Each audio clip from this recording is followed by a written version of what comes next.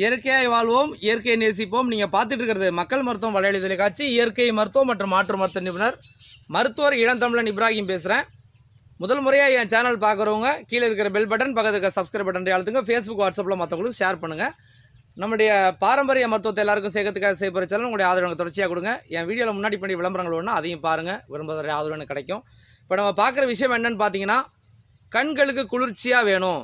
வெயில் காலங்களில் கண்களில் குளிர்ச்சி இல்லை, சூடாகிடுது, செவந்துடுது, நீர் வடியுது, அந்த மாதிரி பிரச்சனைலாம் இருக்குன்றாங்க. அதுக்கு என்ன செய்யலான்னு கேட்குறாங்க. நான் நிறைய சொல்லியிருக்கேன், பழங்கள்லாம் நிறையா சொல்லியிருக்கேன், காய்கள்லாம் நிறைய சொல்லியிருக்கேன். ஆனால் நிறைய பேர் சொல்கிற விஷயம் என்னென்னா, கண்ணுக்காக இந்த பழம் சாப்பிட போனால் குளிர்ச்சி சார், எனக்கு அந்த டயபெட்டிஸ் இருக்குது சார், அது இருக்குது, இது இருக்குது, நான் சாப்பிட பயப்படுறேன்னு.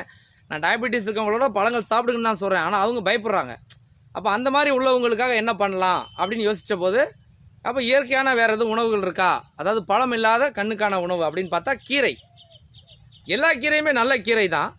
பசலைக்கீரை இருக்குது, அரைக்கீரை இருக்குது, சிறுகீரை இருக்குது, முளைக்கீரை இருக்குது, மணத்தக்காளி கீரை இருக்குது, அகத்திக்கீரை இருக்குது, அதே மாதிரி பொன்னாங்கண்ணி கீரை இருக்குது. இந்த மாதிரி கீரைகள் நிறைய இருக்குது. அதெல்லாம் கண்ணுக்கு குளிர்ச்சி தர மாதிரியும், இன்னும் நம்ம உடம்புக்கு கொஞ்சம் அதிகமாக கால்சியம் டெஃபிஷியன்சி, அதே மாதிரி உடலுக்கு நல்ல எனர்ஜி கொடுக்குற மாதிரியான நல்ல ஒரு கீரை அப்படின்னு பார்த்தீங்கன்னா அரைக்கீரை தான். அது ஒரு கீரைக்கு ஒரு தன்மை இருக்குது, அது நிறைய ஏற்கனவே சொல்லியிருக்கேன். இருந்தாலும் இந்த அரைக்கீரையை பற்றி ஏன் பேசுகிறேன் அப்படின்னா, கண்ணுக்கு குளிர்ச்சி கொடுக்குற ஒரு கீரை அரைக்கீரை.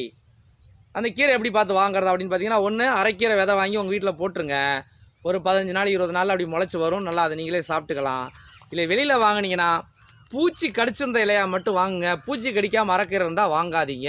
ஏன்னா பூச்சி கடிக்காத அரைக்கீரை அப்படிங்கிறது அளவுக்கு அதிகமான ஃபெர்டிலைசர், அளவுக்கு அதிகமான பூச்சிக்கொல்லிகள் அடிக்கப்பட்ட கீரை. அப்போ அந்த இலை ரொம்ப அழகாக இருக்கும், தண்டெல்லாம் பார்த்தீங்கன்னா வெள்ளேன்னு இருக்கும். இது சாப்பிடக்கூடாது.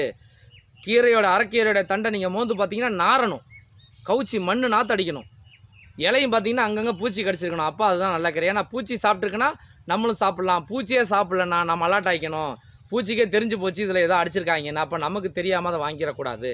அப்போ அந்த அரைக்கீரையை நீங்கள் பார்த்து வாங்கணும். இல்லை வேறு வழி இல்லை, விதை வாங்கி உங்கள் வீடுகளில் போட்டுருங்க, தொட்டிகளில் அங்கங்கே போடுங்க, முளைச்சி வரும், அதை சாப்பிடுங்க. அப்போ கண் சம்மந்தப்பட்ட எல்லா விஷயங்களுக்குமே சப்போர்ட் பண்ணும். இன்னும் இந்த மாதிரி வெயில் காலங்களில் கண்ணுக்கு நல்லா குளிர்ச்சி கொடுக்கும், கால்சியம் பிரச்சனைகள் நல்லா சப்போர்ட் பண்ணும். அதுவும் பச்சை நிறத்தில் இருக்க உணவுகள்லாம் பார்த்திங்கன்னா கண்ணுக்கு ரொம்ப நல்லது, நான் ஏற்கனவே சொல்லியிருக்கேன். அப்போ இந்த அரைக்கீரை பல விஷயங்களை உங்களுக்கு சப்போர்ட் பண்ணும். அதனால் எல்லா கீரையும் சாப்பிடுங்க, அரைக்கீரை கொஞ்சம் இந்த மாதிரி விஷயங்கள் உள்ளவங்க சாப்பிடுங்க. எனக்கு வீடியோ உங்களுக்கு கண்டிப்பாக பிடிச்சிருக்குன்னு நம்புகிறேன். கீழே இருக்கிற பெல் பட்டன், பக்கத்தில் இருக்கிற சப்ஸ்கிரைப் பட்டன் ரெண்டையும் முதல் முறையாக பார்க்குறவங்க அழுத்துங்க. ஃபேஸ்புக், வாட்ஸ்அப்பில் மற்றவங்களுக்கு ஷேர் பண்ணுங்கள்.